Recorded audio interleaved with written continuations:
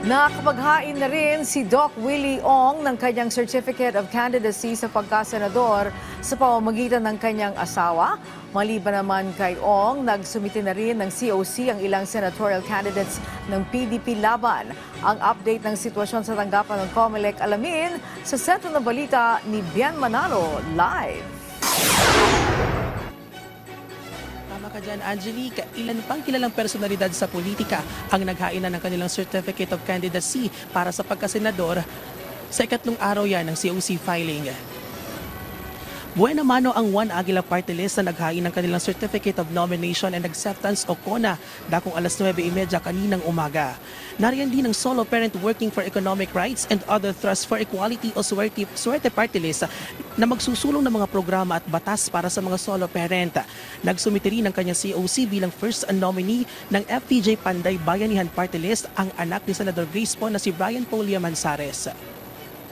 Tuloy namin ang kanyang legislative agenda at ang pangarap ni FPJ para sa bayan. Emosyonal naman na humarap sa media si Dr. Liza Ong sa paghahain niya ng COC para sa asawa niya si Dr. Willie Ong na kumakandidato bilang senadora. Ayon kay Doc Liza Ong ay nasa Singapore pa si Doc Willie para sa kanyang gamutan at inaasang makakabalik ng bansa sa katapusan ng Nobyembre. Maraming salamat po sa lahat ng nagdasal for Dr. Willie Ong. Bandang alas 11:30 naman kaninang umaga nang dumating ang pambato ng Partido Demokratiko Pilipino o PDP laban na sina re-electionist Senador Bongo, Senador Bato de la Rosa at Philip Salvador. Sakaling palarin, bibigyang prioridad ni Salvador ang pagpapaigting ng peace and order sa bansa.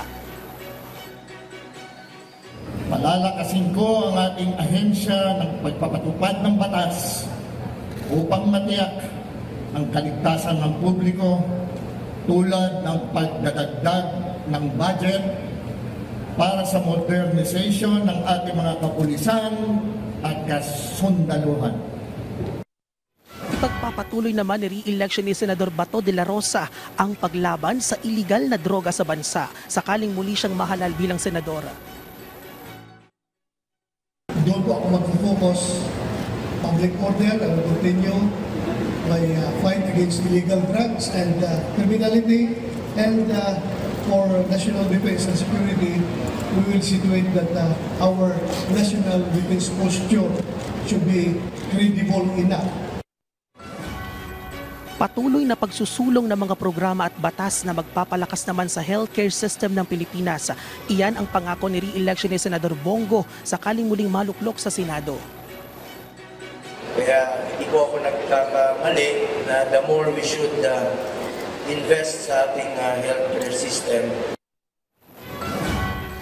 Angelique, may ilan ding baguhan na naghahangad ng pwesto sa Senado gaya na lamang ng miyembro ng Tribong Manobo at Tubong Agusan del Sur na si Jose Bonilla na naglantad pa ng kanyang tunay na kasarian bilang miyembro ng LGBTQIA+ community. I belong to LGBT and I will describe as characteristic animal that I am amphibians which need both land and water. Pwede ako sa babae, pwede sa lalaki.